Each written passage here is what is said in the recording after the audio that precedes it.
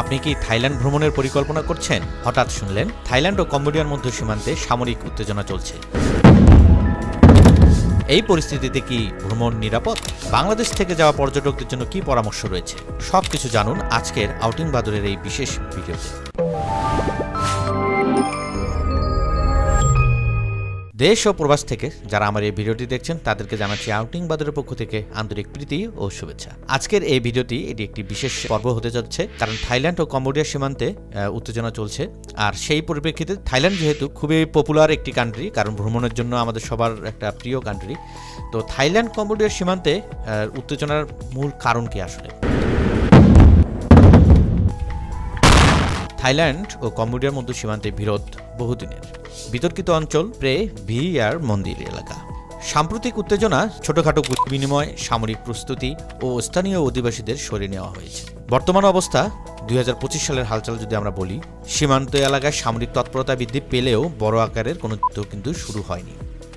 Thailand ও Cambodia উভয়ই পর্যটন এলাকা থেকে উত্তেজনাকে দূরে রাখার চেষ্টা করছে। এটা একটা খুবই পজিটিভ দিক। বাংলাদেশ থেকে থাইল্যান্ডে যাত্রার পরিকল্পনা, ভিসা ও যাত্রা। বাংলাদেশি পাসপোর্টধারীদের থাইল্যান্ড ভিসা নিতে হয়, এটা তো আমরা সবাই জানি। আর বর্তমানে কিন্তু ই ভিসা দিচ্ছে। আপনাদের ভ্রমণ পরিকল্পনা যখন থেকে ডেট করবেন তার থেকে 2 মাস আগে থেকে কিন্তু ভিসার প্রিপারেশন নিতে হবে, কারণ এখন ভিসা পেতে সময় লাগছে।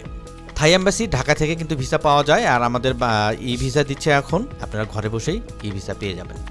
আর ফ্লাইট অপশন যদি বলি, ঢাকা থেকে সরাসরি ব্যাংককে যাওয়া যাচ্ছে। বিমান বাংলাদেশ, ইউএস বাংলা এয়ারওয়েজ আছে, থাই এয়ারওয়েজ আছে। আর ভ্রমণের সেরা সময় যদি আপনাদেরকে বলা হয়, নভেম্বর থেকে মার্চ মাসে, কারণ আবহাওয়া ঠান্ডা থাকে এবং ঘুরে বেড়াতেও আরামদায়ক মনে হয়। কোথায় থাকবেন, এটা কিন্তু একটা খুব বড় একটা কারণ এখন বর্তমান। কারণ হচ্ছে ব্যাংকক, পাতেয়া, ফুকেট, চিয়াংমাই, কোসামুই, ক্রাবি এইসব এলাকা কিন্তু নিরাপদ।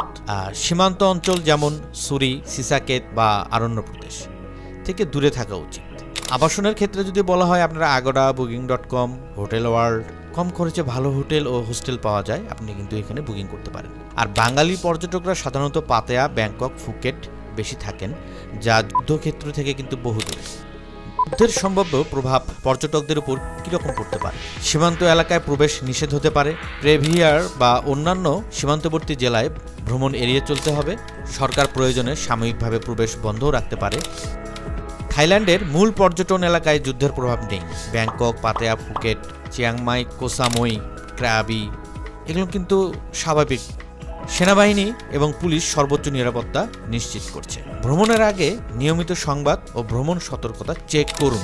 থাই ইমিগ্রেশন, বাংলাদেশ ফরেন মিনিস্ট্রি, এদের ওয়েবসাইট কিন্তু আপনারা সবসময় দেখতে পারেন কোনো বিশেষ কোনো নির্দেশনা আছে কিনা। বাংলাদেশি পর্যটকদের জন্য পরামর্শ, শুধুমাত্র জনপ্রিয় ও নিরাপদ ট্যুরিস্ট এলাকা ঘুরুন। সীমান্ত এলাকা বা সামরিক চেকপোস্ট এড়িয়ে চলুন। নিজে থেকেই স্থানীয়দের সঙ্গে যুদ্ধ নিয়ে আলোচনা না করা ভালো। ট্রাভেল ইন্স্যুরেন্স করে নিন, বিশেষ করে স্বাস্থ্য ও ফ্লাইট ক্যান্সেলেশনের জন্য। গুগল ম্যাপ বা থাই অ্যালার্ট অ্যাপস ব্যবহার করুন নিরাপত্তা আপডেটের জন্য। যোগাযোগ জরুরি নম্বর, থাই ট্যুরিস্ট পুলিশ 1155, বাংলাদেশ দূতাবাস ব্যাংকক +660239051007, দূতাবাস হটলাইন 669527200314। থাইল্যান্ড এক অসাধারণ ভ্রমণ গন্তব্য, আর বাংলাদেশি পর্যটকদের জন্য এখনও অনেকটাই নিরাপদ, যতক্ষণ আপনি স্মার্টভাবে পরিকল্পনা করবেন। সামরিক উত্তেজনা সীমান্ত জুড়ে সীমাবদ্ধ, আর ব্যাংকক, পাতেয়া, ফুকেটের কোনো বাস্তবিক প্রভাব নেই। সতর্ক থাকুন, তথ্যভিত্তিক সিদ্ধান্ত নিন, আর আপনার থাই ট্রিপ হোক রঙিন আর নিরাপদ। ভিডিওটি যদি আপনাদের কারো ভালো লেগে থাকে, কারো যদি উপকারে এসে থাকে, একটা লাইক করবেন, আর যে কোনো মতামতের জন্য কমেন্টস করবেন। আর আমার ভ্রমণ সম্পর্কিত আরও কম খরচে কোথায় কিভাবে ঘুরি, আর আমার ভ্রমণের মধ্যে থাকে একটু বিনোদন, যদি আরও দেখতে চান আমার চ্যানেলটি সাবস্ক্রাইব করে রাখতে পারেন। ধন্যবাদ সবাইকে, ভালো থাকবেন, সুস্থ থাকবেন। দেখা হচ্ছে আমার পরবর্তী ভিডিওতে।